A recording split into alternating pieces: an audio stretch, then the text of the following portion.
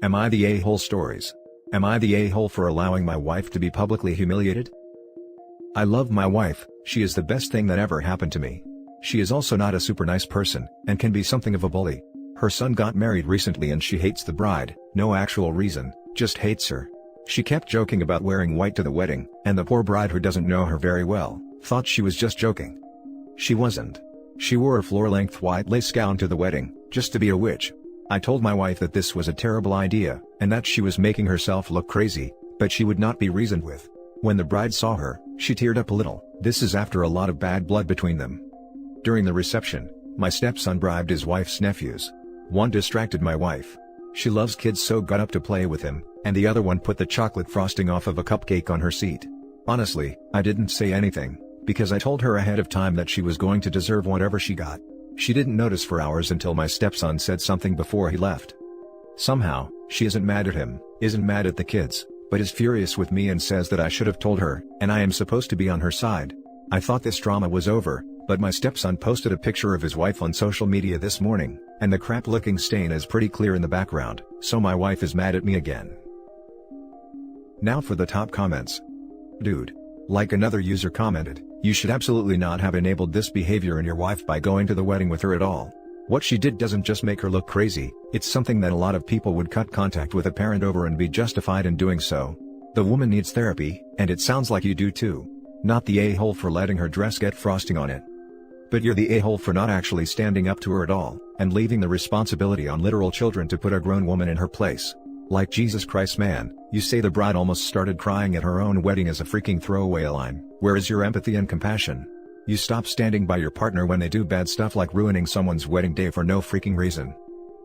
Where's your empathy and compassion? If he had empathy and compassion, he wouldn't be married to someone like that. I noticed in another comment he says he's an a-hole too, which is part of why he fell for her. Just he who is proud of being a bad person. And how is this bitter, antagonistic person the best thing that ever happened to you? I am really curious. How does a vindictive hater become this in your eyes? Sorry, but I don't feel the least sorry that she was made an object of ridicule at your son's wedding. She took the first shot, a volley was returned, and her wound was the more fatal. Good. The a-hole here is your wife. She made her bed, let her roll around in the frosting for a while. You could maybe have told her about the butt stain if there was any hope that would force her to change her dress. Do you suppose she has money? Somehow, I feel like it is likely part of how great OP thinks she is. Aside from that possibility, the bar isn't set very high here, since he doesn't care if the bride cries or the pictures are full of butt-stained mother of the groom. The second best thing might be a joke heard in a 6th grade gym class that still gets repeated often. Everyone sucks here. Her for everything, and you for not doing more to warn the bride or your son. Why are you even with someone who you admit is a terrible person? Now for the next story. Would I be the a-hole for not sending my stepson to his bio mom's wedding? My stepson is 13. He has lived with my husband and I since he was 6. Before that he lived with his biological mother, if you could even call it that. She was neglectful. Her apartment was so disgusting that you could smell it from down the hall. Mostly, she would drop him at our place and pick him up 2 weeks later after many excuses about why she couldn't pick him up when she was supposed to, only to drop him off 2 days later. Rinse and repeat for about 3 years. The year he turned 6, she moved him across the country with no notice. We did our best to keep in touch with him, and when we found out she hadn't put him in school yet because he needs shots and I can't afford them, we were livid. He had medical insurance which would have covered any shots he needed. She just didn't want to put in the time to take him to the doctor. My husband hounded her until she decided to send him back to live with us full time. She moved him away in July. He was back with us and in school by November of the same year. We have had him ever since. This woman has had nearly zero communication with him since then. There was one spring break that she had him come visit, and one phone call a few months after that, and both of those were when he was 6. He has not talked to her since then. We send pictures and updates about every 3 months but she never comments on them or asks to talk to him. We have asked him and he said he barely remembers her. Now suddenly, out of the blue, she wants him to come to her wedding this April. She's upset that we will not send her child across the country to a place full of strangers for a week. Especially since we will be on our own vacation for spring break that same week, which we've had planned for months. Would we be the a-holes for not sending him to her wedding? Edit, yes. We've asked him. He doesn't want to go to her wedding because he doesn't know her. She is a stranger to him. Now for the top comments. Not the a-hole, she's not looking for a relationship with her son, she's looking for a showpiece for her wedding, so she can pretend she's not a terrible mother. Enjoy your trip with your family and ignore her. Precisely. Sending him would not be healthy, nor would it make him happy, quite the opposite. Not the a-hole, and please stick to your guns about not sending him. Not the a-hole. She just wants to show him off. Go on your family vacation and ignore her. Which is exactly what she'll do to her son for the week he's there, apart from a few photos on her wedding day. He doesn't even want to go, so it's a moot point anyways. He's old enough to decide for himself. I wouldn't want to spend a week with a bunch of strangers. Not the a-hole. She's looking for a wedding centerpiece, not a relationship with her kid. I would probably ask him what he thinks about going while not laying all your cards on the table for him. If he were to go out there, he's still young enough he would be very hopeful this was a start to a relationship with his mom. Adults know better, and you could argue it would be worse for him when it falls apart. First of all, I agree. Big not the a-hole. As a child of an absent parent, I'd like to jump off your second point. From a young age, I knew that I didn't want anything to do with the parent who did not acknowledge me. It's a sentiment that I have shared with every other person I've known in the same situation. I think it's a bit of a misconception that kids are eager for the love of a parent they don't remember. In addition, I am grateful every day that no one was pressured into a relationship with me, and I'm so grateful that I was kept away from that part of my biological family until I was old enough to set my own terms for the relationship. It won't work for everyone, but I think sending this kid to be alone with his mother, whatever the circumstances, would be a scary prospect. Considering she has been neglectful in the past just makes it all the more risky for his emotional and physical health. Next story is titled, Am I the a-hole for forcing a reunion between my fiancée and her family? My fiancée, female 22, and I, male 24, have been together for years. We got engaged after we found out that we were expecting a baby boy. My fiancée isn't on good terms with her family, especially her mom. I should mention that at 17, my fiancée was pregnant, but her mom and everybody in the family wasn't approving of her having it. They kept pressuring her to have a termination, then give up the baby for adoption. My fiancée ended up having a stillbirth. A few months later, she moved out of the house, and that's when we met. She cut contact with her family and her mom. No one came to our engagement party because my fiancé didn't allow them, although they tried to make amends. She didn't let them visit after we had our baby, and despite the texts she received from them, she refused to let them see the baby. I tried to talk to her and see what's going on. She said that she fears they'll force her to give up her baby, but that's not true. We're a family now, and she's an adult and a responsible mother. Circumstances are different. And also, they kept saying they want to meet their grandbaby. So, they love him and there was no harm if they treat him with love and compassion. She refused to discuss it. Her mom contacted me via my mother. She said she wanted me to arrange for a meeting with my fiancé because the family brought gifts for the baby and want to visit. I made arrangements and I ordered food, but didn't tell my fiancé until they were at the door so she won't try to make excuses. She saw her mom and family members at the door. She yelled when they tried to greet her and told them to leave before she called the police.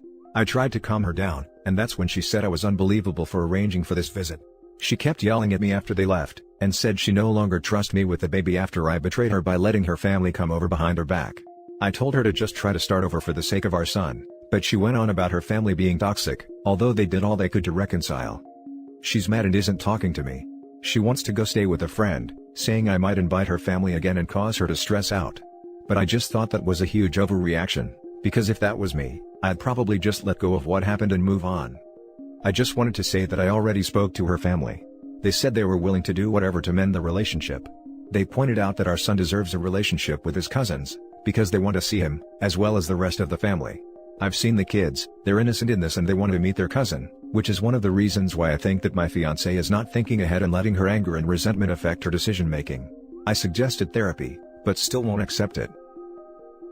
You're the a-hole. Holy crap, what a massive betrayal. Check yourself immediately and stop second-guessing your girlfriend's legitimate and founded belief that her family doesn't wish her well. Totally. It is quite possible that OP's girlfriend feels that her family's stressing her out had something to do with her first child's stillbirth. At the very least, she felt emotionally abused by them. OP, you're the a-hole if you think it is anyone's choice but hers, whether or not she ever wants contact with them again, or to allow them to have contact with her and her child.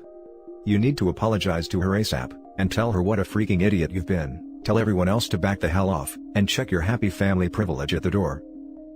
You're the a-hole. You betrayed your partner and have broken her trust. I do not have contact with my mother or her family due to their actions. If I was her, I would be ending the relationship with you, as you've proven yourself to not be on her side. OP's fiancé is only 22. She has lots of time to find a partner that legitimately cares for her and puts her needs ahead of his wants. I hope someone in her life is reminding her that at 22 you have so much time, there's no need to anchor yourself to an a-hole. Wow, dude, you're the a-hole. Just because you think you would react a certain way, does not entitle you to demand your fiancé react the same way, much less trap her in a situation where she is forced to react at all. This goes double for a situation where you physically are incapable of enduring the same set of circumstances. You do in fact need to earn back trust here, if you even can. Now for the last story. Am I the a-hole for kicking my friend out of my house after what she did? My, male 36, wife passed away 2 years ago. I have an 11-year-old son named Sean. I'm doing okay with money, I have a stable income and support system. I also have a friend named Kate and we've been together since we were kids. She's like a sister to me, although she tends to boss me around. She's introduced me to her female friends hoping that I'll settle down again.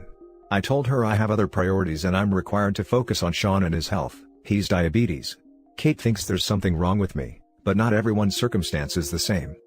I started noticing a pattern in her behavior after she introduced me to a friend of hers. She'd tell me to leave Sean at home when we hang out and meet her friends. She'd tell me to take down any pictures that have my son and wife in it, because ladies will assume that I'm a single dad or still married, and that would limit my chances in dating. I told her to knock it off. And she said that she was just looking out for my social life, saying I'm ruining it and exhausting myself. I stopped talking to her for days. Then I decided to let it go. She's been insisting on bringing her friend to visit me with other friends. I agreed to have them as guests. Kate suggested I take Sean to stay with a relative since it'll be adult dinner, but I refused. He was comfortable in his home and didn't want to go. Kate was at my place before her friends arrived. I checked on Sean and told him to tell me if he needed anything before he went to sleep. At 12:30 while I was sitting and just starting to chat with Kate's friend while Kate kept blinking at me with a smirk on her face, I got a text message from Sean telling me he wanted to use the bathroom, but the door handle was stuck and he couldn't open the door. I went upstairs to check and Kate followed me. I found that the door was actually locked. I was confused. I asked Sean, and he said he didn't lock it. I started looking for the key. That's when Kate quietly handed it to me saying she took it. I was stunned. I opened the door for Sean and I asked her why she locked the door. She said that lied to her friend about me not having kids and didn't want her to see Sean. She said it was no big deal since he was sleeping, but I was furious. I started yelling at her as she kept shushing me. Everyone started leaving after I yelled at Kate, and cussed her out for doing this. She blew up after her friend left, and said I was an idiot because most people don't mention kids until after months into dating. And that I didn't deserve her help to move on when she thought I was a decent sane person. I called her stupid and told her to get out of my house. She told me to wallow in my misery and left. Then her friends kept blaming me for making a scene and treating Kate like that, especially since she cooked dinner and helped a lot. Now for the comments. What the actual hell? Not the a-hole, and you won't find anyone saying otherwise. Who locks a kid inside a room? And behind their parents' back too? You need to cut off Kate completely. She doesn't understand. No, wants you to pretend your son doesn't exist and is spewing off lies about dating etiquette. You absolutely need to disclose if you have children or not from the beginning. She told me to wallow in my misery and left. No friend says that. She's the miserable one. Focus on yourself and your kid and do whatever is best and comfortable for both of you. Not the a-hole. The fact that a friend locked your son in his room cause they lied about you having a son, is straight BS. That's not a friend, and obviously you aren't the kind of person to hide your son, for any reason at all. That just proves how selfish and inconsiderate that friend is. Once you're ready to date, you will. And when you do, it'll be with someone worth you and your son. Point blank period. Not the a-hole. She basically wanted you to pull a bait and switch on any prospective partners, and we all know that's an a-hole thing to do. These girls are supposed to be friends of hers too, lol. I can't imagine how that worked out in her head. Not the a-hole. I'm sorry for your loss. What Kate did is inexcusable. She literally locked your child in their room in their own home in a bid for control. Absolutely not. You need to burn the whole damn apron, not just cut the strings. What if there had been a fire? Cut Kate out of your life for good. Endangering your child's welfare is not a way to help you or move on from your wife's untimely passing.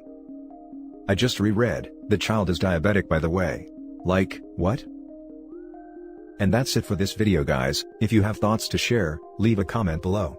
Don't forget to hit like and subscribe if you like this content. I'll catch you in the next one. Good day everyone.